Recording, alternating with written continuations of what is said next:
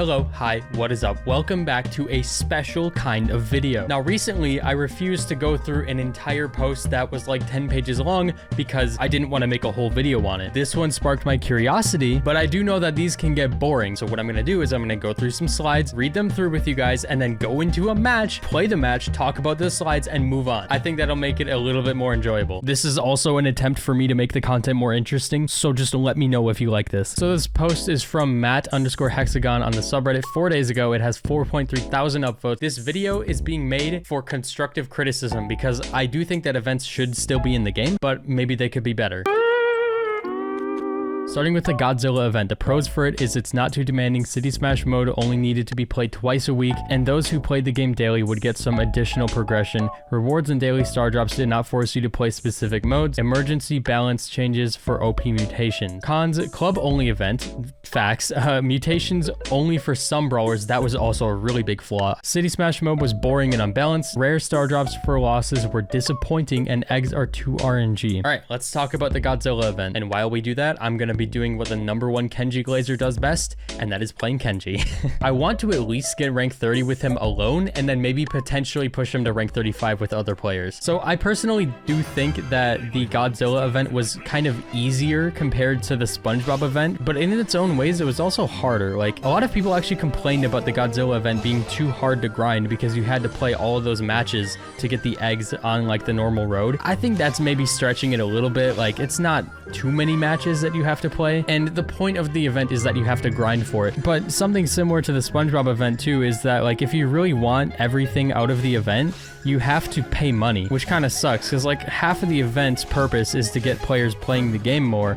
But like a lot of the time, these players can't really get more than one really good item from the event if they're not spending money on it. Like big amounts of money too. It's not just like a little bit, it is quite a lot of money that you have to spend. And I'll talk about that with the SpongeBob event too, because I accidentally wasted a lot of money on that event. One thing for certain though is that I really don't like that the stuff is limited. Like, you are spending money for something that you have for a very limited amount of time in the game, which really sucks. I don't think any game should ever do that, but maybe that's just how it's going to be for Brawl Stars, I guess. Why is this Piper going for me, bro? Are they... Wait, why? Why are they teaming? That's so weird, dude. What is this game? Yeah, kill her, please. Thank you. I gotta go in right now. Come on. Come on. Yes. I won? The mutations were fun and interesting. I kind of got bored of them pretty quickly because there's like 5 that were super broken and then the rest of them suck. I don't like that these events block out trophy game modes. Like, if you don't want to play with the modifiers, you can't. You just have to wait for the game mode to swap out. Some people also complain that you don't get to play the City Smash event for eggs enough. Overall though, I'm just gonna rank every event individually. I'm gonna give this one like a 6 out of 10.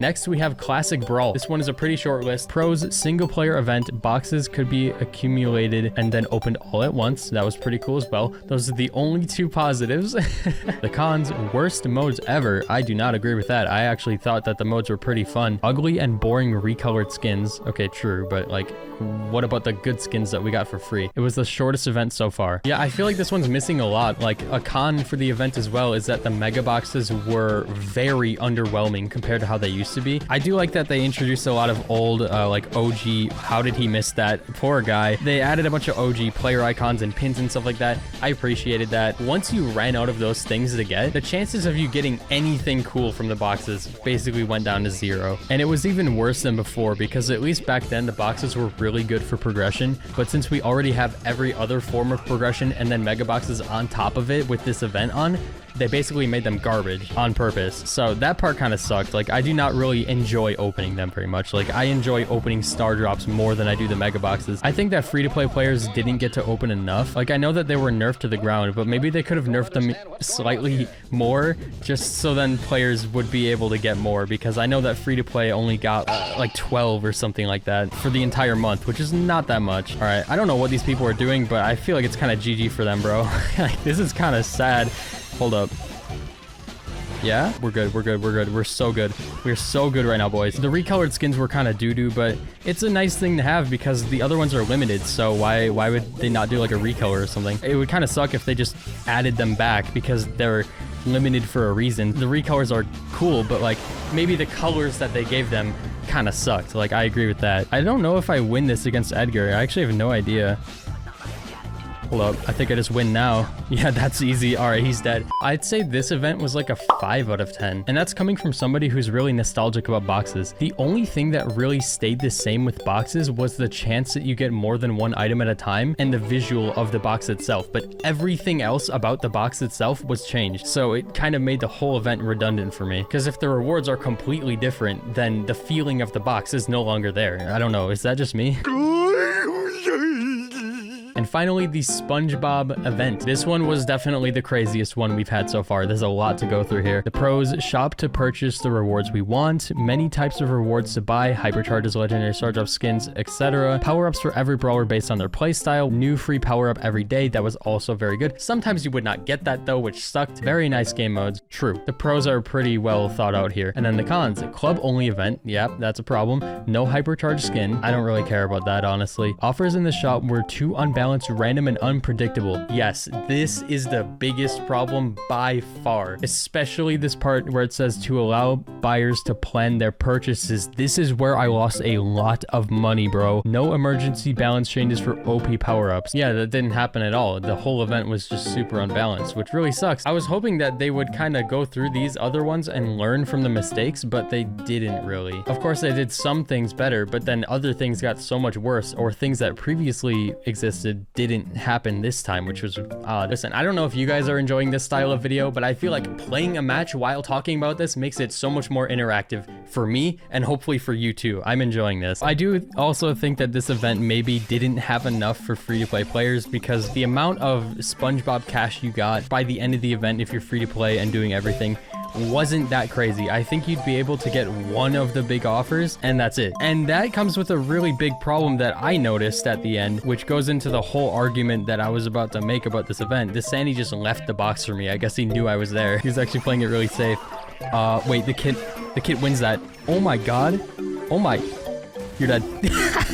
That's so sick. So what happened is, on multiple different accounts, I bought Krusty Cash to get the SpongeBob cosmetics. But I did this like near the end of the event, around the time where they actually removed the Krusty Cash from the shop. And for the next like 5 to 7 days, not a single SpongeBob skin showed up on either of the accounts. And that was just crazy to me. It just kept showing the same BB skin over and over and over again. And I'm sitting here with all this Krusty Cash waiting to spend it on the things I bought it for the event. Only one skin within the last week or so showed up that I actually wanted to buy from the SpongeBob event. The other skins were not even from the event. They were just part of packs that showed up in the shop. Like, that was so dumb. And that was the biggest con that they put on that post right there that says this sucks. It did suck. That was so stupid. And the fact that the shop stuff was RNG for each player, it was different for everybody. Like, it should have been the same for everyone. It should have been consistent, and it should have shown specific things a certain amount of times to make sure that everybody has the same chance to get everything, because making shop offers RNG in an event like that,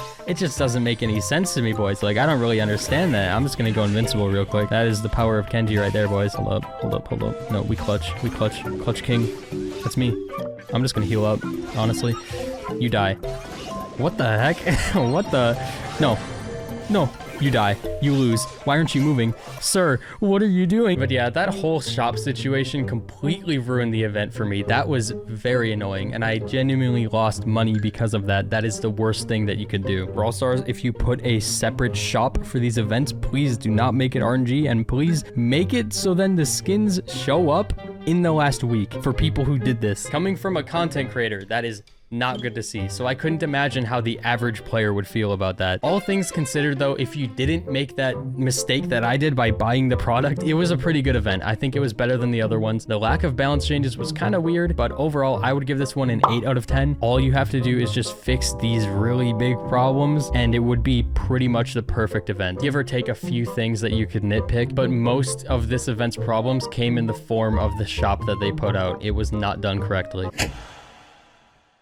Let's make the best of every event. So I think the Mega Box skin was just everybody could get whatever they want. They don't really need to be in a club. Whereas the Godzilla one, you had to be in a club to get the reward. So in the future, what they're saying they want is like every event, you can get something as a club, but then you can also get something different as a single player. So if you do both, then you get both. But if you only do one, you can at least get something. And this is the final slide, shop and rewards. During the Godzilla event, I really appreciated that the main source of eggs refreshed only twice a week, making the event more focused and less time demanding. In the meantime, it is fair that who play every day are able to unlock more eggs in the daily star drops bar. I would also like to have the opportunity to accumulate rewards to do a box opening. As for the shop, I think it is necessary to have a permanent one for the entire duration of the event, which it is possible to individually purchase many different rewards, perhaps even with daily discounts.